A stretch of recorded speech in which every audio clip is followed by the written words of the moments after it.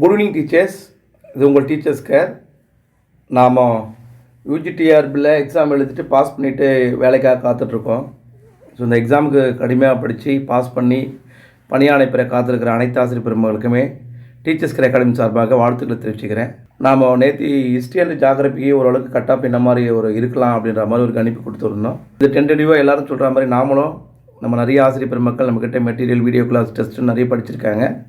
So அவர்களுக்கும் மற்றும் சுயமாகவோ அல்லது வேறு ஒரு இடங்களிலோ படித்து பணியாணை பெற அவளோடு காத்து கொண்டிருக்கின்ற ஆசிரியர் பெருமக்களுக்கு உற்சாகம் மூட்டக்கூடியதாகவும், சில மதிப்பெண்கள் குறைவாக எடுத்திருக்கிற ஒரு சூழல் என முடிவு செய்தால் அடுத்து வருகின்ற தேர்வுகளில் படித்து இந்த பணியாணையை பெற்று அந்த பணியாணையின்படி அந்த பள்ளியிலே சேர்ந்து அந்த பச்சை கலரில் பேனாவில் கையெழுத்து போடணும். அடிக்கடி நான் எல்லாருக்கும் மோட்டிவேட் பண்ணுவேன்.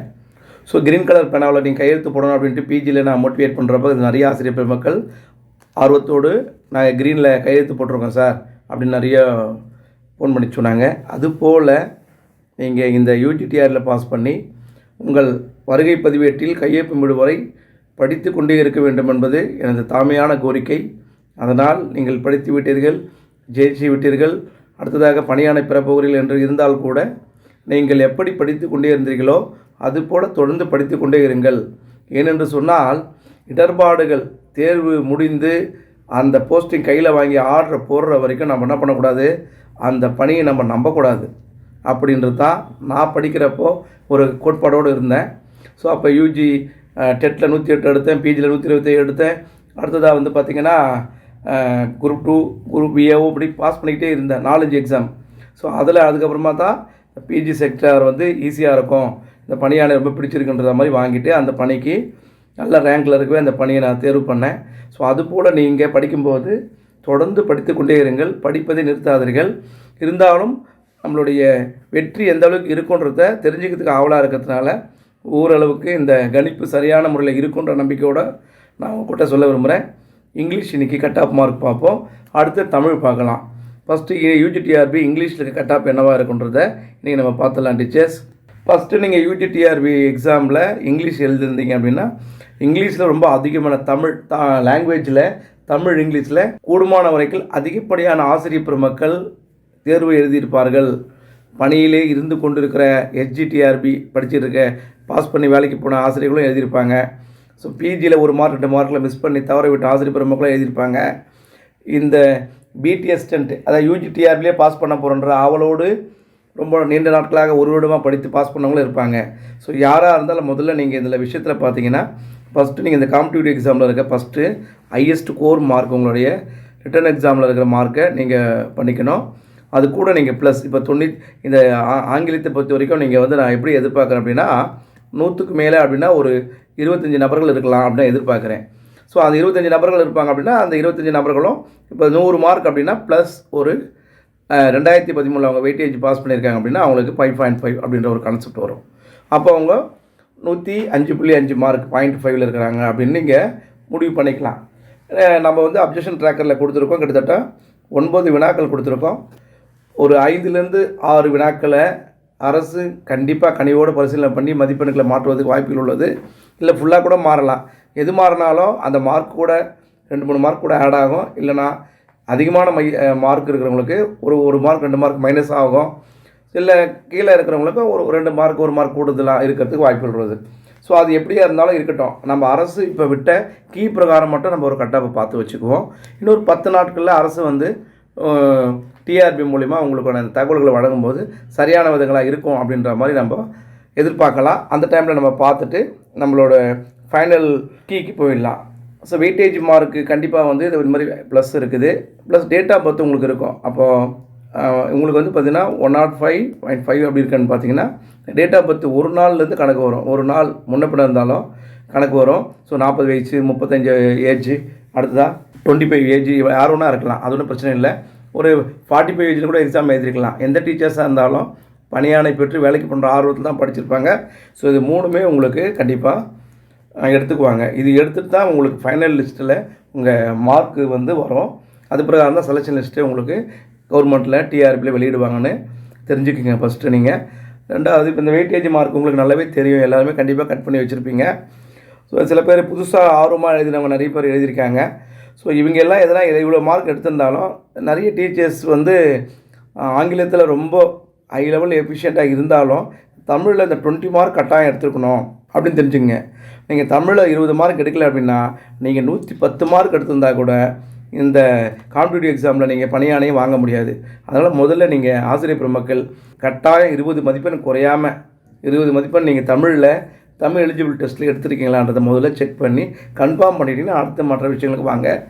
ஸோ கண்டிப்பாக தமிழ் எலிஜிபிளில் நீங்கள் கட்டாயம் 20 மதிப்பெண் எடுத்துக்கணும் தெரிஞ்சுக்கோங்க. ஸோ ஒரு சில ஆசிரியர்கள் வந்து சில இடங்களில் அந்த மதிப்பெண் எடுக்காமல் கூட போயிருக்கலாம். ஸோ அப்படி மாதிரி இருந்தாங்கன்னா நீங்கள் மீண்டும் அடுத்த தேர்வுக்கு தான் தயாராக முடியும். அதனால் நீங்கள் கண்டிப்பாக தமிழ் எலிஜிபிளில் 20 மார்க் இருந்தால் தான் அடுத்த கட்டம் நீங்கள் யோசனை பண்ண வேண்டிய வேலைகள் இருக்குது. ஸோ மேக்ஸிமம் உங்களுக்கு வந்து 5.5 மார்க்லேருந்து உங்களுக்கு 0.5 வரைக்கும் கொடுத்துருக்காங்க. உங்களுக்கு எல்லா டீச்சர்ஸுக்குமே தெரியும்.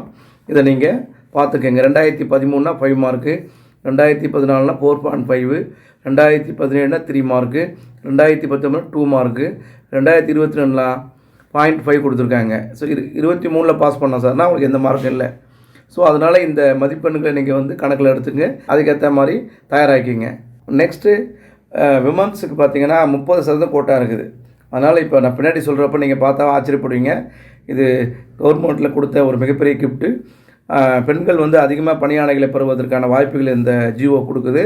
அதனால் 30% பெண்கள் பிரிவில் அதிகமாக உங்களுக்கு வாய்ப்புகள் இருக்கிறத தெரிஞ்சுக்கிறதுக்காக சொல்லியிருக்கிறேன்.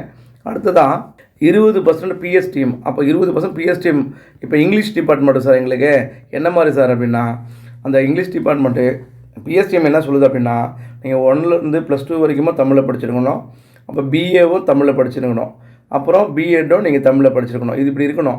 அப்போ உங்களுக்கு இது கட் ஆகிறதுனால இந்த பிஎட் வந்து இங்கிலீஷ் மீடியம் போகிறதுனால பிஎஸ்டிஎம் ஆட்டோமேட்டிக்காக உங்களுக்கு வந்து என்ன ஆகுனா காமனாக வந்து இங்கிலீஷ் மீடியம் கோட்டாவே வந்துடும். அதனால் உங்களுக்கு பிஎஸ்டிஎம் கோட்டான்றதுல வராது. இந்த இங்கிலீஷ் டிபார்ட்மெண்ட்டில் காமனாகவே எல்லாமே நார்மல் கோட்டாவாக மாறிடும். அதில் என்ன கம்யூனிட்டி பேஸ் இருக்கோ, என்ன ஜிடி இருக்கோ, அது ஆட்டோமேட்டிக்காக உங்களுக்கு ப்ரொசீட் பண்ணிவிடுவாங்கிறது தெரிஞ்சுக்கிங்க. அதனால் 99% உங்களுக்கு இதில் ஒரு பாயிண்ட் கூட நீங்கள் எதிர்பார்க்க 100% உங்களுக்கு எல்லாமே ஆட்டோமேட்டிக்காக English medium கோட்டாவாக convert ஆகிடும்ன்றது தெரிஞ்சுக்கிங்க.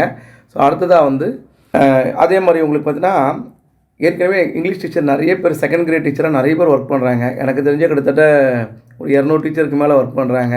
So first 2012 வேலை வாங்கி ஒர்க் பண்ணுற டீச்சர்ஸும் இருக்காங்க. 12-13 வேலை வாங்கின டீச்சர்ஸும் இருக்காங்க. அதுக்கப்புறம் ஃப்யூச்சரில் இடையில நிறைய இடத்துல பாஸ் பண்ணி வேலைக்கு போனவங்களும் இருக்காங்க. ஸோ செகண்ட் கிரேட் டீச்சராக இருக்கவங்க எல்லாருமே கண்டிப்பாக இந்த எஸ்டிடிஆர்பி அல்லது பிஜிடிஆர்பி செலக்ட் ஆகிறதுக்காக 10% இடஒதுக்கீடு கவர்மெண்ட்டில் வாங்கியிருக்காங்க.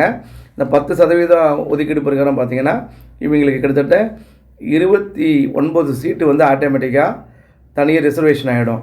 ஸோ 29 டீச்சர்ஸ் கண்டிப்பாக கவர்மெண்ட்டில் செகண்ட் கிரேட் டீச்சராக ஒர்க் பண்ணுறவங்களுக்கான வாய்ப்புகள் உள்ள ஒரு சீட்டு அப்படின்னு நீங்கள் தெரிஞ்சுக்கிங்க. ஏன்னா பிஜிலேயே நிறைய டீச்சர்ஸ் அந்த மாதிரி போயிருக்காங்க. யூஜிடிஆர்பிலையும் அவங்களுக்கு தனியாக 29%, அதை 29 சீட்டு அவங்களுக்கு கண்டிப்பாக அதில் போயிடும் அப்படின்றது நீங்கள் தெரிஞ்சு வச்சுக்கலாம். ஸோ அந்த 29 சீட்டில் அந்த ரேஷியோவில் இருக்கிற எல்லா கம்யூனிட்டி பேஸ்லேயும் டீச்சர்ஸை செலக்ட் பண்ணுவாங்கன்னு நீங்கள் தெரிஞ்சு வச்சுக்கோங்க. அடுத்ததாக 4% பிஹெச், அதாவது விசுவலி சேலஞ்ச் ஸ்டூடெண்ட்டுக்காக 4% இடஒதுக்கீடு கொடுத்துருக்காங்க.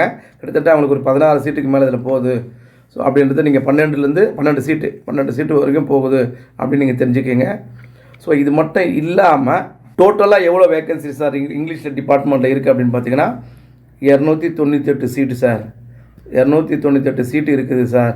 அப்போது இதில் 35 சீட்டு மட்டும் இது வந்து நார்மலாக நம்ம படிக்கிற பிஎட்டுக்கு எலிஜிபிள் ஆகாது. அதாவது நம்ம என்ன பண்ணுவோம்னா ஸ்பெஷல் கோர்ஸ் இருக்குது. இதில் வந்து ஐஇடிஎஸ்எஸ் டிபார்ட்மெண்ட்டில் இந்த காதுகள் ஒரு வாய்ப்பு பேச முடியாதோர் அல்லது மென்டல் ரிட்டார்ட் இது மாதிரி இருக்கிற டிபார்ட்மெண்ட்டில் இருக்கிறவங்க 30%. இப்போ ஸ்பெஷல் பிஎட்னு ஒன்று இருக்குது. அந்த ஸ்பெஷல் பிஎட் படித்தவங்களுக்கு மட்டும்தான் இந்த 35 சீட்டு எலிஜிபிள் ஆகும். மற்றவங்களுக்கு வராது. ஒருவேளை இது யாருமே இல்லை சார் அப்படின்னாலும் இதில் கன்வெர்ட் பண்ணுவாங்கன்னா அந்த ஐஇடிஎஸ்எஸ் டிபார்ட்மெண்ட்டை தான் கன்வெர்ட் பண்ணுவாங்க. இல்லை அவங்க தான் சொல்லணும். மேக்ஸிமம் அந்த மாதிரி பர்சன்ட் மட்டும் 35 பேர் இருக்கிறதுனால அந்த டிபார்ட்மெண்ட்டில் பிஎட் பண்ணவங்க, அதாவது ஸ்பெஷல் பிஎட் பண்ணவங்க கண்டிப்பாக அந்த 35 சீட்டு ஈஸியாக போயிடுவாங்க. அவங்க ரொம்ப குறைவான மதிப்பெண் 45 மதிப்பெண் எடுத்திருந்தால் கூட அவங்க போவதற்கான வாய்ப்புகள் பிரகாசமாக இருக்குது. அப்போது காமனாக ஜென்ரலாக இருக்கிற பிஎட் படித்தவங்க, இங்கிலீஷ் டீச்சராக பிஎட் படித்தவங்களுக்கு 263 சீட்டு இருக்குது சார். இதில் 263 சீட்டு இருக்குது. ஓகே சார், என்ன சொல்ல வரீங்க சார் அப்படின்னா, இது ஜிடின்னு சொன்னால் மொத்தமே உங்களுக்கு 67 சீட்டு தான் இருக்குது ஜென்ரல் கோட்டாவில். இந்த 263ல் இந்த 67 சீட்டில் இந்த மென்ஸ், அதாவது ஆண்கள் பிரிவில் வந்து பார்த்திங்கன்னா மொத்தமாக மேல் அண்டு ஃபீமேலுக்காக பார்த்திங்கன்னா 47 சீட்டுக்குள்ளே தான் வருவாங்க. அதில் ஜென்ரல் கோட்டாவில் மீதி இருக்க 20 பெண்கள் பிரிவுக்கு ஒதுக்கப்பட்டது. அப்போது 47க்குள்ளே தான் இந்த மென்ஸ் கோட்டா வந்து ஜிடியில் வருது. அப்போது டாப் மார்க் எவ்வளோ சார் இருக்கும் அப்படின்னு நீங்கள் எதிர்பார்க்குறீங்க, கணிக்கிறீங்க அப்படின்னா, டிசிஏவை பொறுத்த வரைக்கும் கண்டிப்பாக இந்த வினாத்தாள் வடிவமைப்புப்படி வல்லுநர் குழு இந்த கீழே கொடுத்த அறிக்கையின்படி உங்களுக்கு எவ்வளோ மதிப்பெண்கள் வர வாய்ப்பு இருக்குது அப்படின்னு பார்த்தீங்கன்னா, ஃபஸ்ட்டு மார்க் அப்படின்னு பார்த்தீங்கன்னா கண்டிப்பாக 107 வரைக்கும் யாராவது போட்டுக்கலாம். ஸோ 107 ஃபஸ்ட்டு மார்க் போடுறதுக்கு வாய்ப்புகள் இருக்குது. ப்ளஸ் அந்த மார்க்கை ஆட் பண்ணாமையே கூட 107 வரைக்கும் போட்டுருக்க வாய்ப்பு இருக்குது. ஸோ 100க்கு மேலே 107 வரைக்கும் அப்படின்னு பார்த்தீங்கன்னா குறைஞ்சபட்சம் எவ்வளோ பேர் இருப்பாங்கன்னு பார்த்தீங்கன்னா ஒரு 30 டீச்சர்ஸ் இருக்க வாய்ப்பு இருக்குது. இது தோராயமான கணிப்பு. 30லேருந்து அதிகபட்சம் 35 சீட்டு கூட இருக்கலாம். இப்போ 100லேருந்து 105 இருக்காங்க. அப்போ மீதி எவ்வளோ சார் சொல்கிறோன்னா, இந்த 67 சீட்டுக்கு இன்னும் ஒரு 35 சீட்டு கொடுத்தீங்கன்னா கிட்டத்தட்ட உங்களுக்கு 98 மார்க்லேருந்து இந்த ஜிடி ஃபுல்லாகிடும். 98லேருந்து 107 வரைக்கும் வச்சுக்கோங்களேன். அப்போ இந்த 67 சீட்டு ஆண்கள் பெண்கள் பிரிவு எல்லாமே சேர்த்து 98 மார்க்லேருந்து கிட்டத்தட்ட 107 வரைக்கும் கணக்கெடுத்துக்கிட்டிங்கன்னா இந்த மென்ஸ் பிரிவு விமன்ஸ் பிரிவு ரெண்டுமே அந்த 67 சீட்டு ஃபுல்லாகிடும். அப்போது 98 பேருக்கு போன பிறகு சார் அதுக்கப்புறம் நிறைய பேர் இருக்காங்க சார் அப்படிலாம் இருந்தால் கூட நீங்கள் ஒவ்வொரு கம்யூனிட்டிக்கும் பார்த்தீங்கன்னா பிசிக்கு ஒரு 60 தான் இருக்குது. அடுத்ததாக முஸ்லீம் கோட்டாவில் வந்து பார்த்திங்கன்னா பிசிஎம்மில் 8 சீட்டு தான் இருக்குது. எம்பிசியில் பார்த்தீங்கன்னா 45 சீட்டு இருக்குது. அப்போ எஸ்சி அதில் பார்த்திங்கன்னா 56 சீட்டு தான் இருக்குது. இந்த எஸ்சி எஸ்டியில் 17 சீட்டு தான் இருக்குது. இப்போ இந்த 98க்கு அப்புறம் கீழே நீங்கள் பிரிக்கிற மாதிரி இருந்தீங்கன்னா 98 அதுக்கப்புறமா நீங்கள் எல்லா கம்யூனிட்டிலுமே இப்போ 97ன்னு வச்சுக்கோங்களேன்.